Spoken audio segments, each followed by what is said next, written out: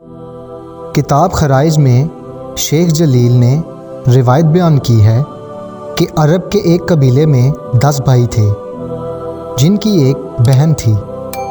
ایک دن ان بھائیوں نے اپنی اکلوتی بہن سے کہا، ہم سب تجھے زندگی کی ہر سہولت مہیا کر سکتے ہیں، تجھے دنیا کی ہر نعمت لا کر دے سکتے ہیں، ہم ہر لمحے تیری ہر ضرورت پوری کرنے کو تیار ہیں، لیکن شرط یہ ہے کہ تو کبھی شادی کرنے کی خواہش نہ کرنا، کیونکہ ہمیں یہ قبول نہیں کہ تو کسی کی بیوی بنے، یہ ہماری غیرت کے خلاف ہے۔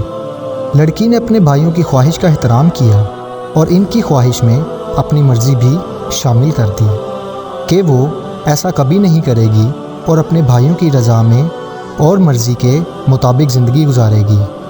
بھائی اس سے بہت خوش تھے، وہ اس کی ہر خواہش پوری کرتے۔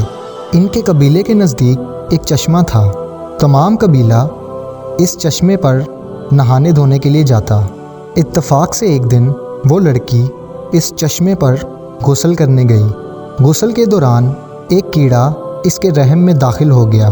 وقت گزرنے کے ساتھ ساتھ وہ کیڑا بڑھنے لگا، جس سے لڑکی کا پیٹ بھی بڑھنے لگا اور وہ مثل حاملہ معلوم ہونے لگی۔ بھائیوں نے جب بہن کی یہ حالت دیکھی تو وہ بدگمانی میں مبتلا ہو گئے۔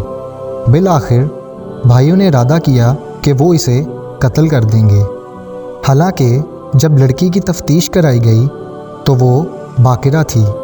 معاملہ مشکل ہو گیا، بھائی اپنی بدنامی کے خوف سے پریشان تھے۔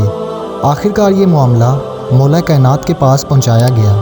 آپ علیہ السلام نے فرمایا، اس معاملے کا حل کوئی مشکل بات نہیں، تم لوگ ایک تشت کائی کا بھر کر لاؤ، مطلب ایک خوشبودار گھاس۔ جب گھاس بھرا تشت لایا گیا تو آپ علیہ السلام نے فرمایا، لڑکی اس تشت پر بیٹھ جائے۔ جب لڑکی اس تشت پر بیٹھی اور کائی کی خوشبو اس کیڑے تک پہنچی تو اس نے فوراً اپنی جگہ چھوڑ دی اور باہر آ گیا۔